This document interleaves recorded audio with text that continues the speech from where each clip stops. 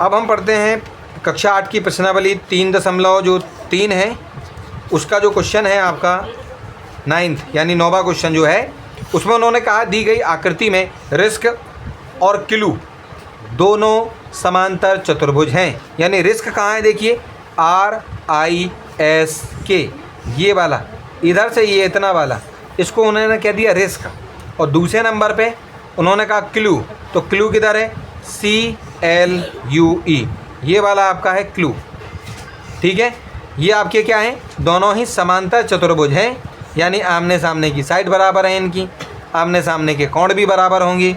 चलिए, तो इस प्रकार से आपको इसमें यहाँ पर ये जो अटका हुआ है, ये अटका हुआ है आपका x, इसकी वैल्यू को आपको जो है इसमें निकालना है।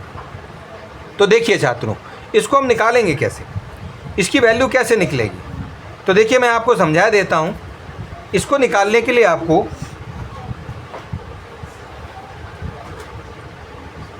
कुछ चीज़ों का ध्यान रखना है।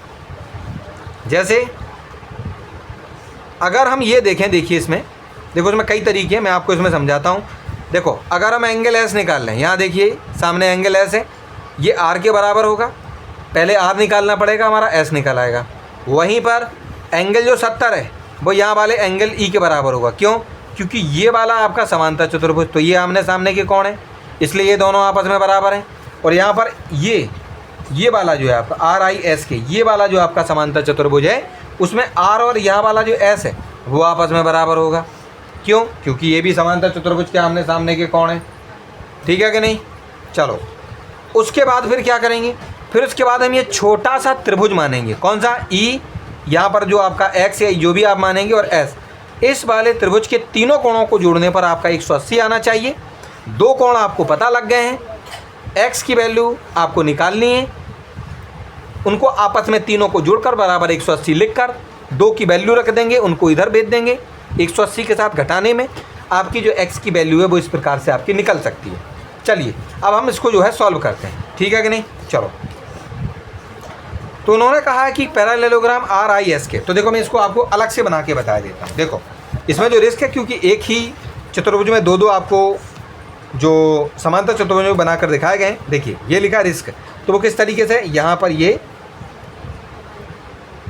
एक सीधी लाइन थी, यहाँ पर आपकी ये सीधी लाइन है, यहाँ से इसको डॉट डॉट करके आपको जो है इस वाली लाइन को बताया गया था, जिसमें यहाँ पर RIS और यहाँ से ये सीधी लाइन गई है और यहाँ पर K लिखा हुआ था। तो इसमें जो एंगल जो एंगल K है और एंगल जो कितना दिया गया था आपको, एंगल K 120 दिया गया है, और एंगल R ये वाला पता नहीं है।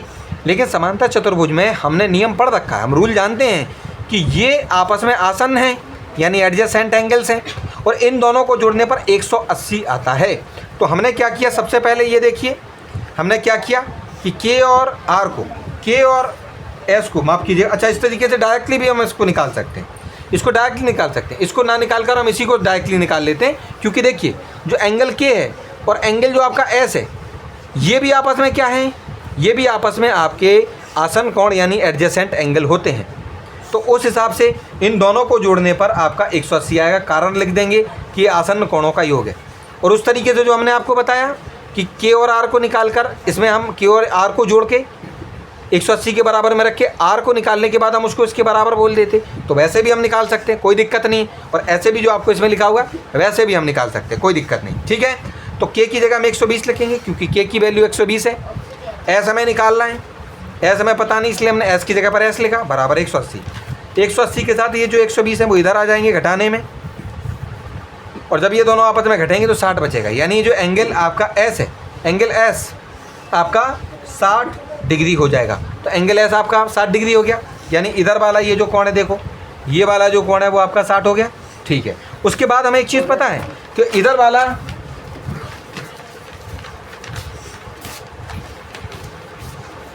चलो, तो इधर वाला जो आपका देखिए ये वाला अगर हम बनाएंगे जिसका नाम क्लू रखा था उन्होंने, तो क्लू वाले में इस तरीके से ये लाइन जा रही थी, इधर से ये लाइन जा रही थी आपकी, ऐसे लाइन गई थी और इधर से ये लाइन गई थी।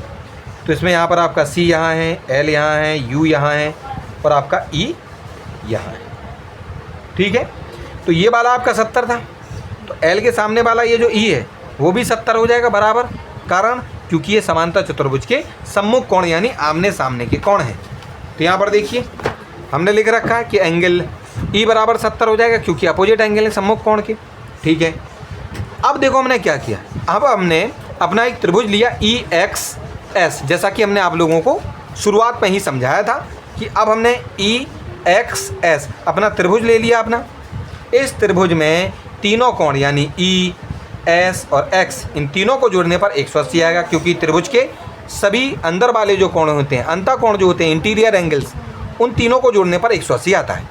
E हमने 60 निकाल रखा है पीछे वाले पेज पर। जो एंगल S है उसमें हमने 70 डिग्री निकाल रखा है, यहाँ पर देखिए आप सामने। और X आपको निकालना है, बराबर में आपको 180 है। ठीक है, दोनों को जोड़ने पर आपका 130 आएगा, प्लस एंगल X है बराबर में 180 है। इस 180 के साथ 130 को यहाँ लाएंगे, घटाएंगे तो आपका 50 बचेगा, यानी जो X की वैल्यू है वो हमने 50 इस प्रकार से निकाल ली है। तो देखिए क्या है, किसी भी प्रकार का आपका सवाल हो, बस आपको ध्यान रखना है कि इसको हल कैसे करना है। कुछ उसमें नियम लग सकते हैं, तो उन सभी नियमों का भी आप जो है ध्यान रखिए, और कोई भी क्वेश्चन ऐसा नहीं है जो कि आपको ना आए। इस तरीके से आपका जो 9वां क्वेश्चन है वो भी आपका जो है समाप्त हो गया है।